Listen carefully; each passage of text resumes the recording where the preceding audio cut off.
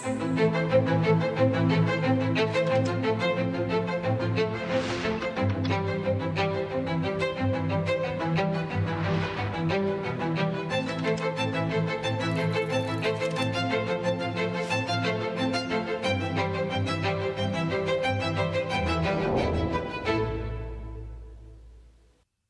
प्यारे देशवासियों, नमस्कार।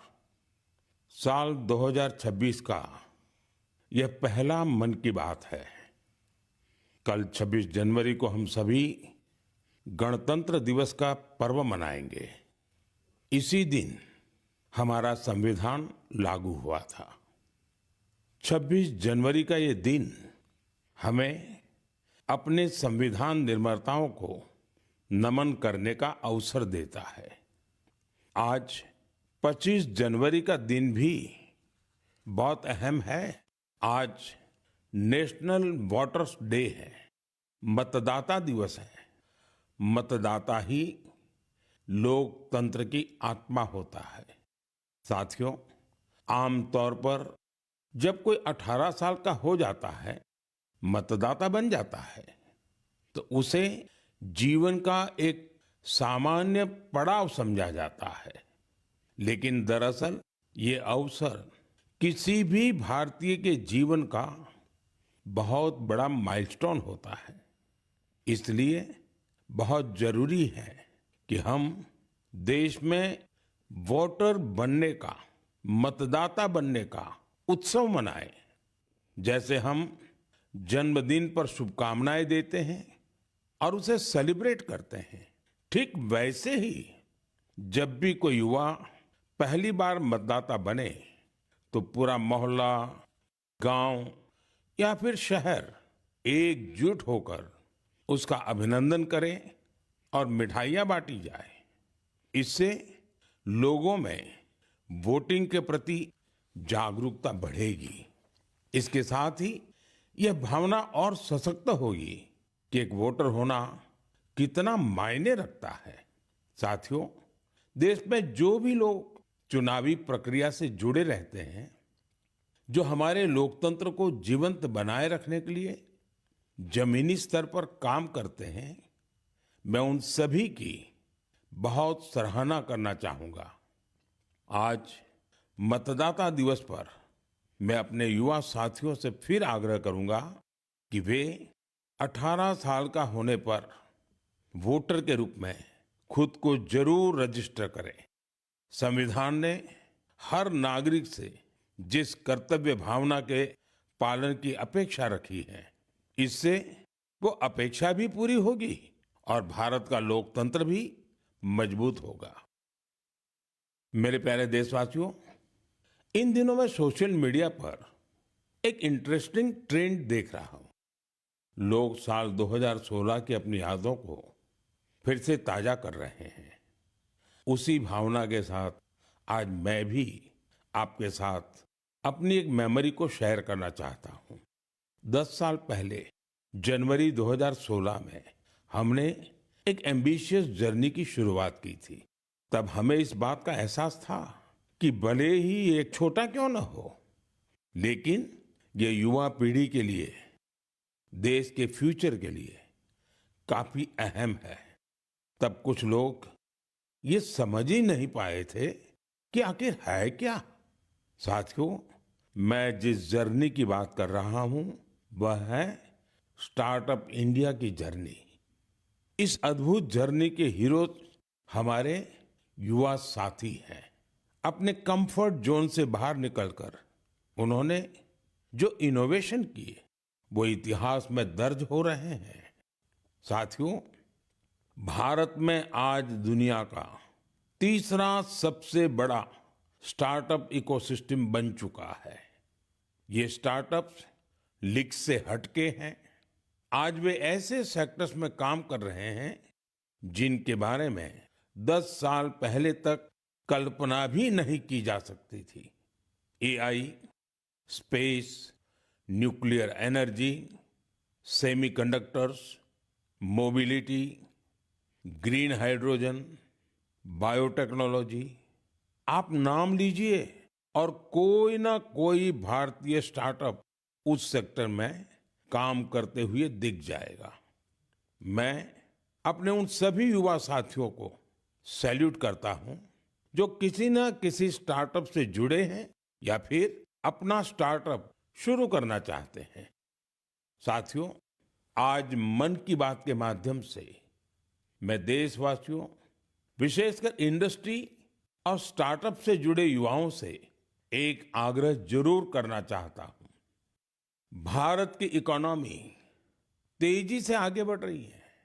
भारत पर दुनिया की नजरें हैं। ऐसे समय में हम सब पर एक बहुत बड़ी जिम्मेदारी भी है। वो जिम्मेदारी है क्वालिटी पर जोर देने की। होती है, चलती है, चल जाएगा, ये युग चला गया। आइए इस वर्ष हम पूरी ताकत से क्वालिटी को प्राथमिकता दें। हम सबका एक ही मंत्र हो, क्वालिटी, क्वालिटी और सिर्फ क्वालिटी। कल से आज बेहतर क्वालिटी। हम जो भी मैन्युफैक्चर कर रहे हैं उसकी क्वालिटी को बेहतर बनाने का संकल्प लें। चाहे हमारे टेक्सटाइल हो, टेक्नोलॉजी हो या फिर electronics, even packaging. Indian product का मतलब ही बन जाए टॉप क्वालिटी। आइए एक्सीलेंस को हम अपना बेंचमार्क बनाएं। हम संकल्प लें, क्वालिटी में न कोई कमी होगी, न क्वालिटी से कोई समझौता होगा। और मैंने तो लाल किले से कहा था, जीरो डिफेक्ट, जीरो इफेक्ट। ऐसा करके ही हम विकसित भारत की यात्रा को तेजी से आगे ले जा पाएंगे। मेरे प्यारे देशवासियों, हमारे देश के लोग बहुत इनोवेटिव है। समस्याओं का समाधान ढूंढना हमारे देशवासियों के स्वभाव में है।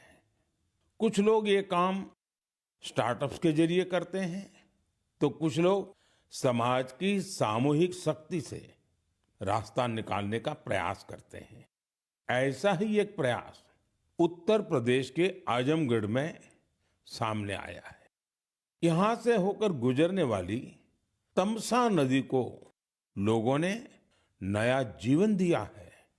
तमसा केवल एक नदी नहीं, बल्कि हमारी सांस्कृतिक और आध्यात्मिक विरासत की सजीव धारा है।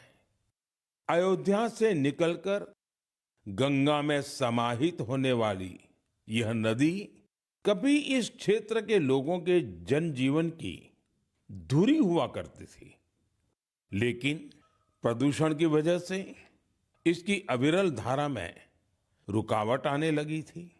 गाद, कूड़ा कचरा और गंदगी ने इस नदी के प्रवाह को रोक दिया था। इसके बाद यहाँ के लोगों ने इसे एक नया जीवन देने का अभियान शुरू किया। नदी की सफाई की गई और उसके किनारों पर छायादार, फलदार पेड़ लगाए गए। स्थानीय लोग कर्तव्य भावना से इस काम में जुटे और सबके प्रयास से नदी का पुनरुद्धार हो गया। साथियों, जन भागीदारी का ऐसा ही प्रयास आंध्र प्रदेश के अनंतपुर में भी देखने को मिला है। यह वह क्षेत्र है जो सूखे की गंभीर समस्या से जूझता रहा है। यहाँ की मिट्टी लाल और बलुई है। यही वजह है कि लोगों को पानी की कमी का सामना करना पड़ता है। यहाँ के कई क्षेत्रों में लंबे समय तक बारिश नहीं होती है। कई बार तो लोग अनंतपुर की तुलना रेगिस्तान में सूखे की स्थिति से भी कर देते हैं।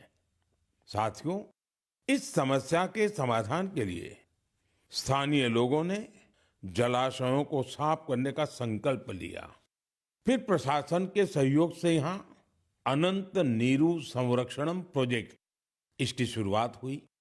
इस प्रयास के तहत 10 से अधिक जलाशयों को जीवनदान मिला है। उन जलाशयों में अब पानी भरने लगा है। इसके साथ ही 7,000 से अधिक पेड़ भी लगाए गए हैं। यानी अनंतपुर में जल संरक्षण के साथ साथ ग्रीन कवर भी बढ़ा है।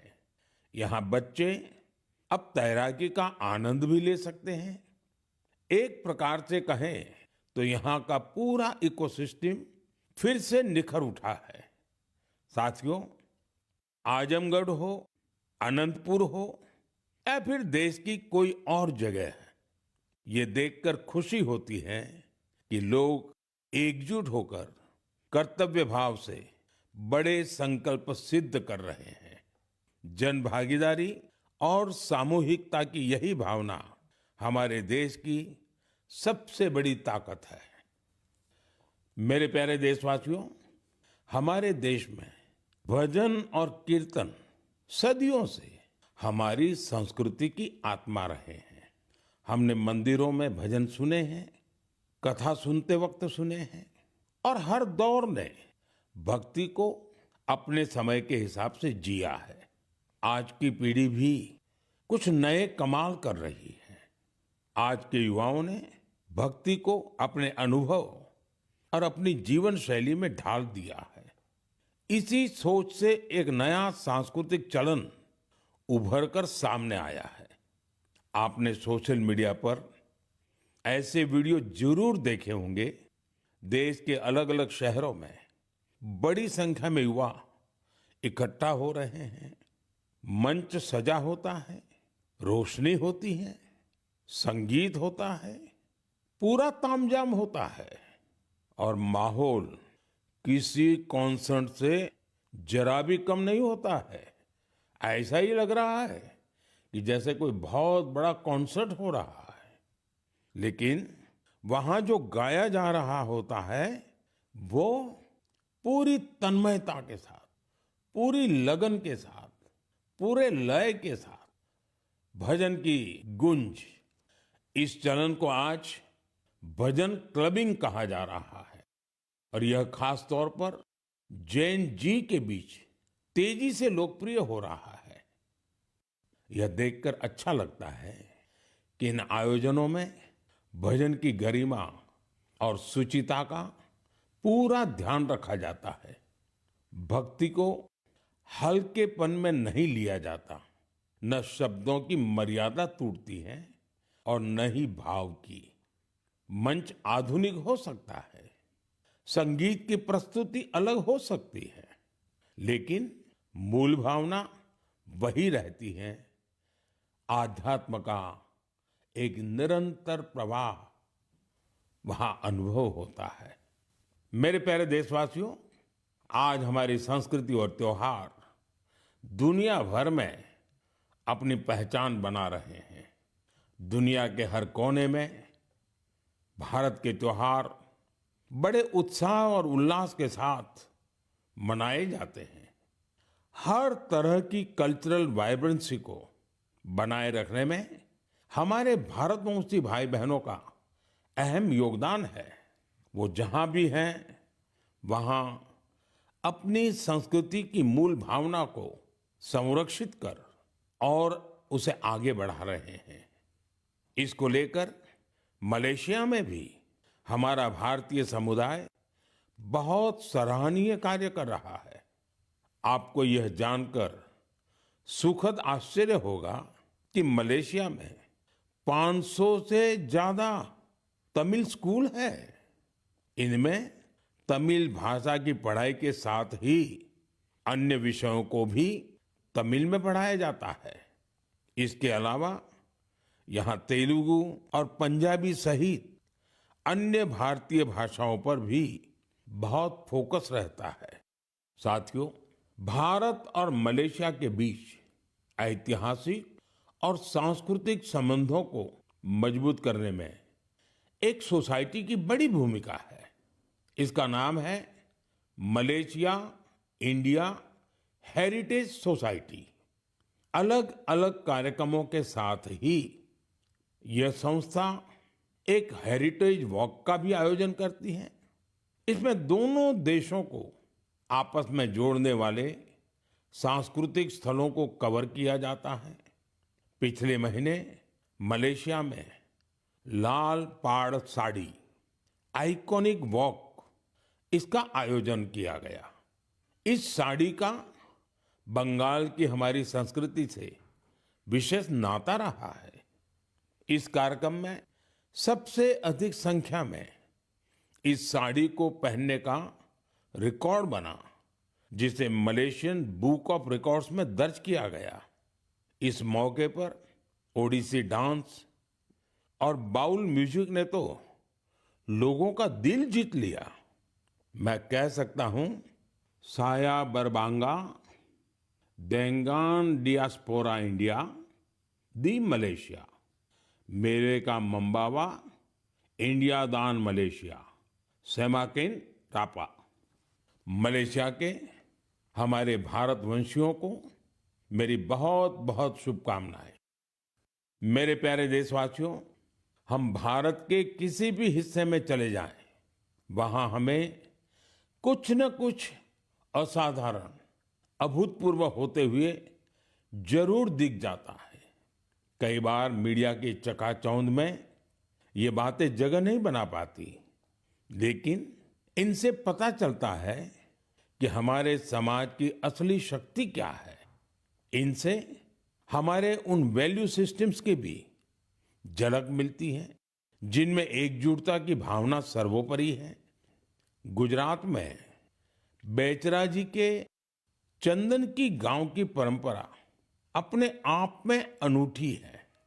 अगर मैं आपसे कहूं कि यहाँ के लोग, विशेषकर बुजुर्ग, अपने घरों में खाना नहीं बनाते, तो आपको हैरत होगी। इसकी वजह गांव का शानदार कम्युनिटी किचन। इस कम्युनिटी किचन में एक साथ पूरे गांव का सबका खाना बनता है और लोग एक साथ बैठकर भोजन करते हैं। बीते 15 वर्षों से यह परंपरा निरंतर चली आ रही है।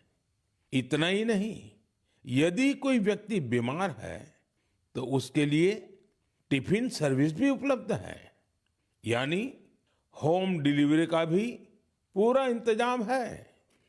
गांव का ये सामूहिक भोजन लोगों को आनंद से भर देता है। ये पहल न केवल लोगों को आपस में जोड़ती है, बल्कि इससे पारिवारिक भावना को भी बढ़ावा मिलता है। साथियों, भारत की परिवार व्यवस्था, फैमिली सिस्टम हमारी परंपरा का अभिन्न हिस्सा है। दुनिया के कई देशों में इसे बहुत कौतूहल के साथ देखा जाता है। कई देशों में ऐसे फैमिली सिस्टम को लेकर बहुत सम्मान का भाव है। कुछ ही दिन पहले ही मेरे ब्रदर यूएई के राष्ट्रपति महामहिम शेख मोहम्मद बिन जायद अल नाहयान भारत आए थे। उन्होंने मुझे बताया कि यूएई साल 2026 को ईयर ऑफ फैमिली के रूप में मना रहा है। मकसद ये कि वहां के लोगों के बीच सौहार्द और सामुदायिक भावना और मजबूत हो। वाकई यह बहुत ही सराहनीय पहल है। साथियों, जब परिवार और समाज की ताकत मिलती है तो हम बड़ी से बड़ी चुनौतियों को परास्त कर सकते हैं। मुझे अनंतनाग के शेखगुंड गांव के बारे में जानकारी मिली है। यहाँ ड्रग्स, तंबाकू, सिगरेट और शराब से जुड़ी चुनौतियां काफी बढ़ गई थी। इन सब को देखकर यहाँ के मीर जाफर जी इतना परेशान हुए कि उन्होंने इस समस्या को दूर करने की ठान ली।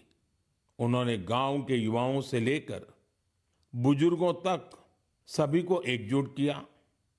उनकी इस पहल का असर कुछ ऐसा रहा कि वहां की दुकानों ने तंबाकू उत्पादों को बेचना ही बंद कर दिया। इस प्रयास से ड्रग्स के खतरों को लेकर भी लोगों में जागरूकता बढ़ी है। साथियों, हमारे देश में ऐसी अनेक संस्थाएं भी हैं जो वर्षों से निस्वार्थ भाव से समाज सेवा में जुटी है। जैसे एक संस्था है पश्चिम बंगाल के पूर्व मेदिनीपुर के फरीदपुर में। इसका नाम है विवेकानंद लोक शिक्षा निकेतन। ये संस्था पिछले 4 दशक से बच्चों और बुजुर्गों की देखभाल में जुटी है। गुरुकुल पद्धति की शिक्षा और टीचर्स की ट्रेनिंग के साथ ही ये संस्था समाज कल्याण के कई नेक कार्यों में जुटी है। मेरी कामना है कि निस्वार्थ सेवा का यह भाव देशवासियों के बीच निरंतर और अधिक सशक्त होता रहे। मेरे प्यारे देशवासियों, मन की बात में हम निरंतर स्वच्छता के विषय को उठाते रहे हैं। मुझे ये देखकर गर्व होता है हमारे युवा अपने आसपास की स्वच्छता को लेकर बहुत सजग है। अरुणाचल प्रदेश में हुए एक ऐसे ही अनूठे प्रयास के बारे में मुझे जानकारी मिली है। अरुणाचल वो धरती है जहां देश में सबसे पहले सूर्य की किरणें पहुंचती हैं। यहां लोग जय हिंद कहकर एक दूसरे का अभिवादन करते हैं। यहां ईटानगर में युवाओं का समूह उन हिस्सों की सफाई के लिए एकजुट हुआ जिन पर ज्यादा ध्यान देने की जरूरत थी। इन युवाओं ने अलग अलग शहरों में सार्वजनिक स्थलों की साफ सफाई को अपना मिशन बना लिया। इसके बाद ईटानगर, नाहरलागुन, दोईमुख, सेप्पा, पालिन और पासीघाट, वहां भी ये अभियान चलाया गया। ये युवा अब तक करीब 11 लाख किलो से अधिक कचरे की सफाई कर चुके हैं। सोचिए दोस्तों, नौजवानों ने मिलकर के 11 लाख किलो कूड़ा कचरा हटाया। साथियों, एक और उदाहरण असम का है। असम के नागांव में वहां की पुरानी गलियों से लोग भावनात्मक रूप से जुड़े हैं। यहां कुछ लोगों ने अपनी गलियों को मिलकर साफ करने का संकल्प लिया। धीरे धीरे उनके साथ और लोग जुड़ते गए।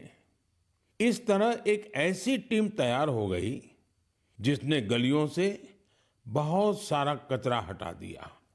साथियों, ऐसा ही एक प्रयास बेंगलुरु में हो रहा है। बेंगलुरु में सोफा वेस्ट एक बड़ी समस्या बनकर सामने आया है। इसलिए कुछ प्रोफेशनल्स एकजुट होकर इस इश्यू को अपने तरीके से सॉल्व कर रहे हैं। साथियों, आज कई शहरों में ऐसी टीमें हैं जो लैंडफिल वेस्ट की रिसाइकलिंग में जुटी हैं। चेन्नई में ऐसी ही एक टीम ने बहुत बेहतरीन काम किया है। ऐसे उदाहरणों से पता चलता है कि स्वच्छता से जुड़ा हर प्रयास कितना अहम है। हमें स्वच्छता के लिए व्यक्तिगत तौर पर या फिर टीम के तौर पर अपने प्रयास बढ़ाने होंगे, तभी हमारे शहर और बेहतर बनेंगे। मेरे प्यारे देशवासियों, जब पर्यावरण संरक्षण की बात होती है तो अक्सर हमारे मन में बड़ी योजनाएं, बड़े अभियान और बड़े बड़े संगठन की बातें आती हैं। लेकिन कई बार बदलाव की शुरुआत बहुत साधारण तरीके से होती है। एक व्यक्ति से, एक इलाके से, एक कदम से, और लगातार की गई छोटी छोटी कोशिशों से भी बड़े बदलाव आते हैं। पश्चिम बंगाल के कुछ बिहार के रहने वाले बेनोय दास जी का प्रयास इसी का उदाहरण है। पिछले कई वर्षों से उन्होंने अपने जिले को हरा भरा बनाने का काम अकेले दम पर किया है। बेनोय दास जी ने हजारों पेड़ लगाए हैं। कई बार पौधे खरीदने से लेकर उन्हें लगाने और देखभाल करने के सारा खर्च खुद ने उठाया है। जहां जरूरत पड़ी वहां स्थानीय लोगों, छात्रों और नगर निकायों के साथ मिलकर काम किया। उनके प्रयासों से सड़कों के किनारे हरियाली और बढ़ गई है। साथियों, मध्य प्रदेश में पन्ना जिले के जगदीश प्रसाद आहिरवार जी, उनका प्रयास भी बहुत ही सराहनीय है। वो जंगल में बीट गार्ड के रूप में अपनी सेवाएं देते हैं। एक बार गश्त के दौरान उन्होंने महसूस किया कि जंगल में मौजूद कई औषधीय पौधों की जानकारी कहीं भी व्यवस्थित रूप से दर्ज नहीं है। जगदीश जी ये जानकारी अगली पीढ़ी तक पहुंचाना चाहते थे। इसलिए उन्होंने औषधीय पौधों की पहचान करना और उनका रिकॉर्ड बनाना शुरू किया। उन्होंने 125 से ज्यादा औषधीय पौधों की पहचान की। हर पौधे की तस्वीर, नाम, उपयोग और मिलने के स्थान की जानकारी जुटाई। उनकी जुटाई गई जानकारी को वन विभाग ने संकलित किया और किताब के रूप में प्रकाशित भी किया। इस किताब में दी गई जानकारी अब रिसर्चर, छात्रों और वन अधिकारियों के बहुत काम आ रही है। साथियों, पर्यावरण संरक्षण की यही भावना आज बड़े स्तर पर भी दिखाई दे रही है। इसी सोच के साथ देश भर में एक पेड़ मां के नाम अभियान चलाया जा रहा है। इस अभियान से आज करोड़ों लोग जुड़ चुके हैं। अब तक देश में 200 करोड़ से ज्यादा पेड़ लगाए भी जा चुके हैं। ये बताता है कि पर्यावरण संरक्षण को लेकर अब लोग ज्यादा जागरूक हैं और किसी न किसी रूप में अपना योगदान देना चाहते हैं। मेरे प्यारे देशवासियों, मैं आप सभी की एक और बात के लिए बहुत सराहना करना चाहता हूं। वजह है मिलेट्स, यानी श्री अन्न। मुझे ये देखकर खुशी है कि श्री अन्न के प्रति देश के लोगों का लगाव निरंतर बढ़ रहा है। वैसे तो हमने 2023 को मिलेट ईयर घोषित किया था, लेकिन आज 3 साल बाद भी इसको लेकर देश और दुनिया में जो पैशन और कमिटमेंट है वो बहुत उत्साहित करने वाला है। साथियों, तमिलनाडु के कल्लकुरिची जिले में महिला किसानों का एक समूह प्रेरणा स्रोत बन गया है। यहाँ के पेरिया पालयम मिलेट एफपीसी से लगभग 800 महिला किसान जुड़ी हैं। मिलेट्स की बढ़ती लोकप्रियता को देखते हुए इन महिलाओं ने मिलेट प्रोसेसिंग यूनिट की स्थापना की। अब वो मिलेट से बने उत्पादों को सीधे बाजार तक पहुंचा रही हैं। साथियों, राजस्थान के रामसर में भी किसान श्री अन्न को लेकर इनोवेशन कर रहे हैं।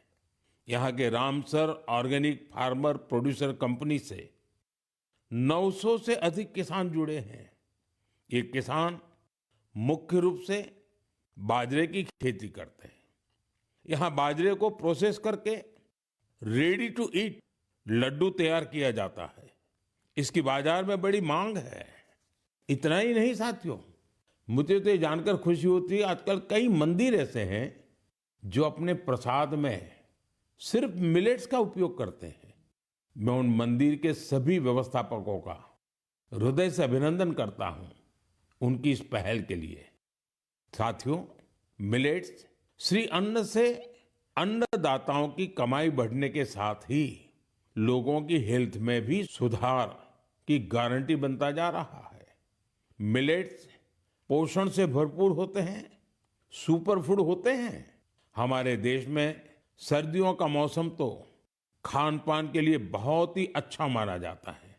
ऐसे में इन दिनों हमें श्री अन्न का सेवन जरूर करना चाहिए। मेरे प्यारे देशवासियों, मन की बात में हमें एक बार फिर कई अलग अलग विषयों पर चर्चा करने का अवसर मिला। ये कार्यक्रम हम सभी को अपने देश की उपलब्धियों को महसूस करने और सेलिब्रेट करने का अवसर देता है। फरवरी में ऐसा ही एक और अवसर आ रहा है। अगले महीने इंडिया एआई इम्पैक्ट समिट होने जा रही है। इस समिट में दुनिया भर से, विशेषकर टेक्नोलॉजी के क्षेत्र से जुड़े एक्सपर्ट भारत आएंगे। यह सम्मेलन एआई की दुनिया में भारत की प्रगति और उपलब्धियों को भी सामने लाएगा। मैं इसमें शामिल होने वाले हर किसी का हृदय से अभिनंदन करता हूं। अगले महीने मन की बात में इंडिया एआई इम्पैक्ट समिट पर हम जरूर बात करेंगे। देशवासियों की कुछ अन्य उपलब्धियों की भी चर्चा करेंगे। तब तक के लिए मुझे मन की बात में विदा दीजिए। कल के गणतंत्र दिवस के लिए एक बार फिर आप सभी को मेरी बहुत बहुत शुभकामनाएं। धन्यवाद।